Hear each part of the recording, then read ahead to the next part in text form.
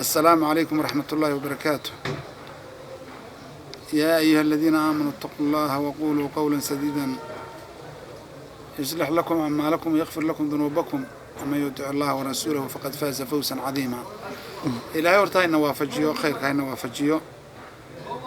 ummadda Soomaaliyeed meel kasta ay joogtana Ilaahay ku nabad yeelo wixii dhibaato ummadda Soomaaliyeed dul ahaan haystaan Allah ka qaado gaar ahaan wixii haystaan Ilaahay ka dul qaado Ilaahay maartay waxaan uga baryayaa ummadda Soomaaliyeed in Ilaahay ka dhigo walaalo inuu Ilaahay ka dhigo ayaan Ilaahay ka baryayaa sidii lagu yaqaanay hore taasi waa taas anigu hadda Sheekh Xasan Dahaye ahaan waxaan tagayaa xaramkan tagayaa إن شاء الله تعالى مركن عمرضة إلهي قلتو وحن جعلها هنا إلهي الكاكوبريو إنا زمزم كي بركيسنا عبو ونكون مردو حنونا ذا وحي وحري وآد مارتين كسكير والحمد لله رب العالمين إلهي يقر قاري ومضي دونا يسف عني عاوزي أيام وحن ربا إلهي مارتا كان وسوع إذا ديستو إلى بالباليسيي مارتي عمرأة bisha markaan soo dhameystaan hadii la yiraahdo iska soo noqdo ayaan doonayaa waxa taasi waa taaniga khusaysa ilaahay wax ka bariyaa ilaahay caafimaad degdeg ay siiyo aniga iyo wixii bukay muslimnaba ilaahay maarta aw siiyo caafimaad wanaagsan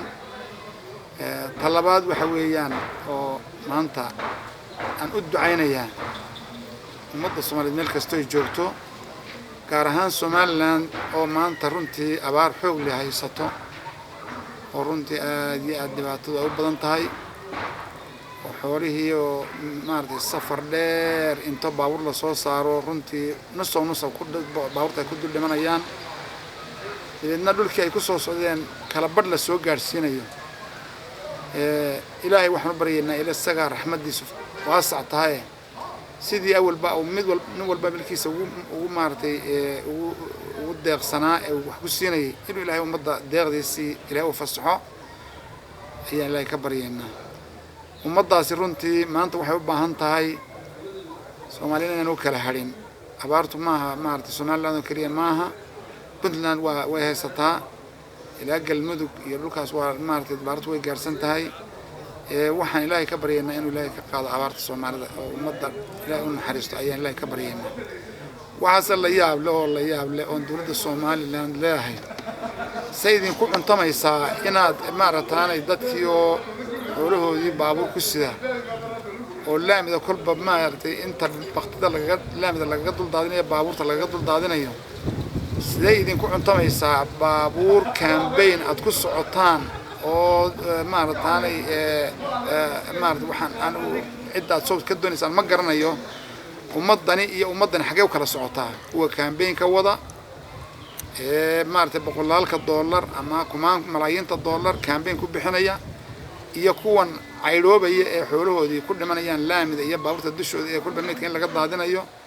labadaas ay u wada soconayaan Soomaalida dhanaan waan weydiinaya Somaliland waan weydiinaya la yaab leeyahay in la isla yaabo ayaa fiican oo maanta shirin kasta oo ku baxaya maarataanay wadan gudihiisa in lagu bixiyo dadka dhibaataysan lagu sabata bixiyo xoolahooda lagu sabata bixiyo dadka naftooda la sabata bixiyo ayay ahayd ma ahayn inta maaratay yani campaign la galo hoteelada wadanka ugu waaweyn inta maaratay qaadka lagu bixiyo oo lacag lagu bixiyo oo qabiilooyinka laga xaraaso oo maartay damaankii oo kale ummadda la kala xaraaso meesha aad ka keenteen ma garanayo aqligiisa xaguu tagay waxa la oran karaa maanta waxa talinaya jaad baa talinaya hadal been oo waxba ka jirno siyaasadda ilaa talinaya qabyaalad baa talinaysa in Soomaali taa ka waantowdo oo waliba seer Somaliland maanta ay xaalkooda hoosaanad u fiirsadaan dadkoodan baqtiyaya ee xoolihii la naanaabaya ee ubadkoodii la naanaabaya ay u soo wada jeestaan oo waxa kala joojiyaan baa fiican ilaahay waxaan ka baryayaa inuu garaadka inagu soo cesho oo aan garaadaysano ayaan jeclahay ilaahay saasan ka baryayaa Soomaalina dulahaan waxaan leeyahay maanta Soomaali waxay u baahan tahay inay dub fiirso sanado fara badan oo tagay oo xor ahaan jirnay laga yaabo dadku inay la yaabaan aan xor ahaan jirnay markaan leh waxbaan duubaya xaq ka dambeeyay anigu Sheekh Xasan aan markaan wadankayga joogeen boor ma joogo waxaan ogahay inuu iga qiimo badan yahay inaan ka yara tigreega ee kaariyonka ku riixaya caagadaha ee dharka ku bedelaya ee wadanka baranaya ee toolinka maraya ee meel walba maraya ee dawladdeenu ilaalinayso kaas anaa maanta iga qiimo badan wadanigii Soomaaligi ahaa Soomaali baan ahay halkaasay maanta ku dhimatay xamar naf laguma hayo hargeysa naf laguma hayo kismaayo naf laguma hayo garow naf laguma hayo